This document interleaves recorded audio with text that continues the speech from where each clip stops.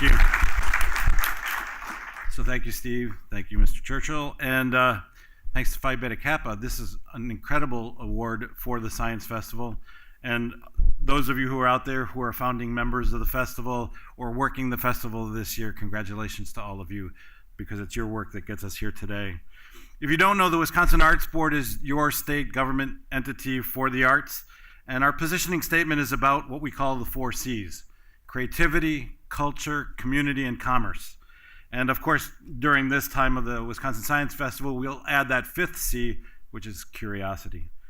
So why do we care? Why does the Wisconsin Arts Board care about a science festival? And the answer is it's all about the transformational power of imagination, creativity, and innovation. So think about this.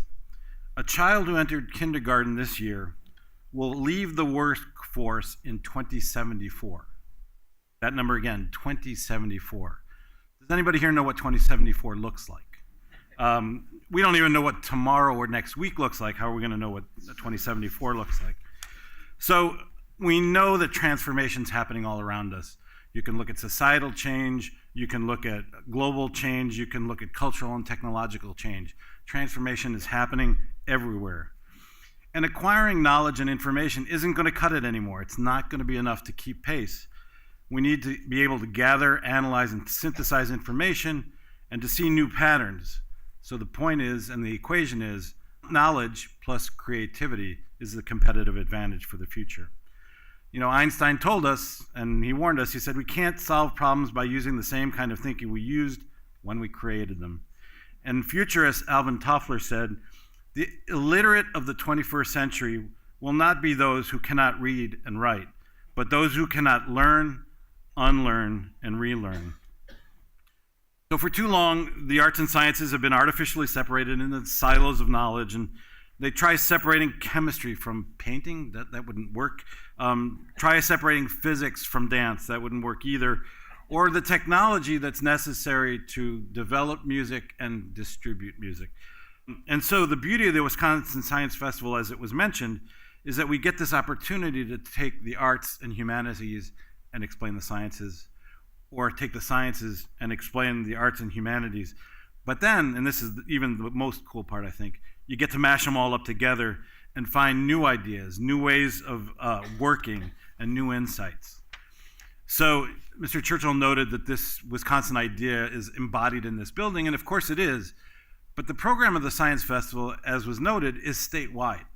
And so the borders of the university are the borders of the state, says the Wisconsin idea, and the Wisconsin Science Festival lives that by having events in schools and museums, in libraries across the state. And it's so exciting to see as we read the papers across the state where the local library is doing something, or today UW Marshfield is doing a whole thing about time flying and connecting to the Science Festival. So it's all around. But it's all about ideas, yes, but it's also about economic impact. So you mentioned the number of programs that happened last year, and of course our Department of Tourism says, that's great, what's the impact? And the Science Festival is able to turn back and say, that's $1 million that we brought in by bringing people to the city of Madison or elsewhere in the state, having them stay in hotels, eat meals, all of the good things, shop in our stores. They like that too.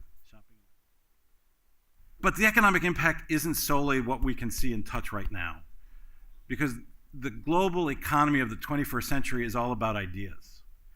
And our educational systems, K through life, have to be about making people understand how to use imagination, creativity, and innovation in their daily lives, whether it's the things that they face at home or the challenges or opportunities that they're going to face in public. And so this is really important here.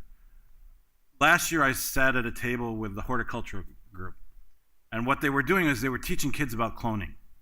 So along came the kids, and the horticulture group had a Dixie cup full of soil, and they said, kids, pick a leaf off of one of these plants, put it in the soil. Put it in this Ziploc bag, tie it right back up, don't touch it for a week or so, you're gonna have your own plant. You should have seen the kids' eyes go like this. That was so cool. First of all, they got to choose the plant they wanted.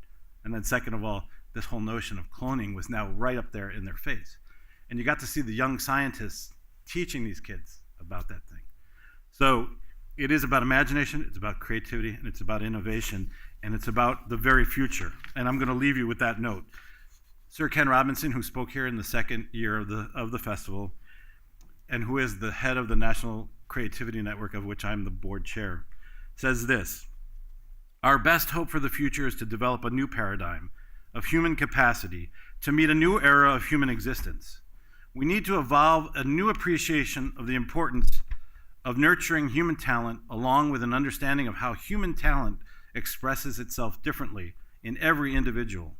We need to create environments in our schools, in our workplaces, and in our public offices where every person is inspired to grow creatively, because as the world evolves, the very future of our communities and institutions will depend on it." Thank you, and thank you to the festival for putting this important work right here in our faces. Thank you.